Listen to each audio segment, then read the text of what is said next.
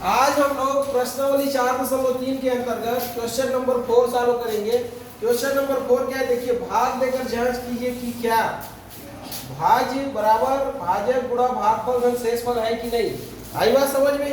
तो सबसे पहले हम क्या करेंगे, ये जो हमको प्रश्न दिया गया है उसको हल करेंगे।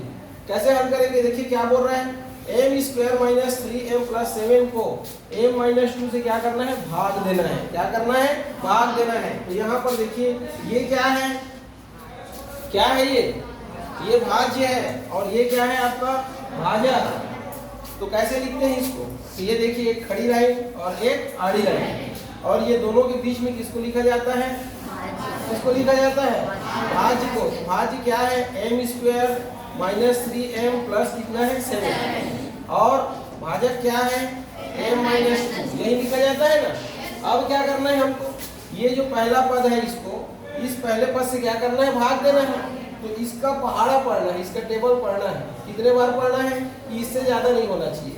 तो ये देखिए हमको नहीं पता टेबल, तो हम क्या करेंगे, ये m स्क्वायर को m से भाग देके देखते हैं तो कितना बचता है, भागफल m, मतलब m का अगर m से गुणा करें तो कितना आ जाएगा, m स्क्वायर आएगा कि नहीं आएगा। m गुणा m करोगे तो क्या आएगा, m स्क्वायर आएगा। अब देखिए इसके साथ ये भी है, इसलिए इसका भी गुणा इससे होगा, तो ये धन धन का गुणा धन हुआ। अब ऋण 2 का गुणा इससे करोगे तो ये ऋण है ये धन है, तो ऋण और धन क्या होगा, ऋण होगा, होगा कि नहीं होगा। तो इससे गुणा करोगे तो क्या आएगा, ऋण 2m। ये अब जैसे घटाते हो वैसे घटा दो, इसमें इसको घटाने के लिए एक ऋण चाहिए, इसमें इसको घटाने के लिए एक ऋण चाहिए। तो ये धन और ये ऋण कैंसिल हो गया, ये आमने सामने ऋण ऋण है इसलिए धन हो जाएगा। तो ऋण 3m में 2m को घटाओगे तो ऋण m बचेगा ना, या ऋण 1m बचेगा कि नहीं बचेगा। अब ये 7 उतार लो यहाँ पर, ये अब देखो इसका चिन्ह क्या है, ऋण, तो यहाँ क्या आएगा, ऋण। अब फिर सोचो इसमें किसका गुणा करें कि इतना आना चाहिए, तो एक को लिखने की जरूरत नहीं है। समझ में आया। तो फिर भाग देके देख लो m को किससे, m से, तो कट के 1 आएगा ना, मतलब यहाँ क्या लिखेंगे 1, m का 1 से गुणा करोगे तो क्या आएगा, ये देखो ये धन और ये ऋण, तो ऋण m आएगा ना।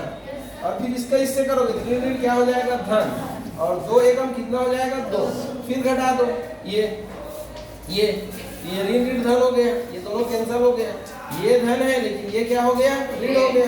तो 7 में 2 को घटाओ कितना आएगा, 5, तो 5 क्या हो गया, शेषफल, क्या हो गया, शेषफल।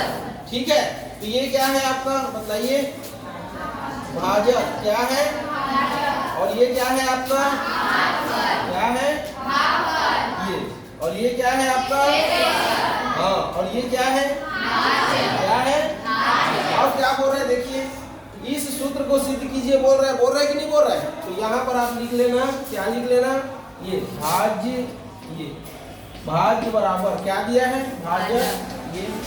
भाजक, ये गुणा कितना दिया है, भागफल, ये भागफल, और धन कितना दिया है, शेषफल दिया है कि नहीं दिया है। ये क्या करने बोला, देखिए भाग देकर जांच कीजिए, तो यहाँ पर भाग दे दिए। अब क्या करना है, जांच करना है, तो जांच करने पर ये, तो भाज्य क्या है बतलाओ, भाज्य ये अंदर का है ना, तो इसको लिख दो, इसकी जगह भाज्य की जगह में m square minus 3m plus 7 फिर बराबर है, भाजक क्या है, m माइनस 2, तो यहाँ पर इसकी जगह m माइनस 2 लिख दो।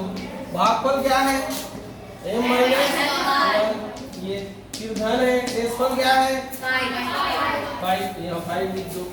अब इसको ऐसे ही लिखना है, ये देखो इसका इससे गुणा करो, m का m से करो m स्क्वायर, m का इससे करो माइनस m, इसका इससे करो माइनस 2m, और इसके इससे करोगे माइनस माइनस प्लस, और 2 एकम 2, धन कितना है 5।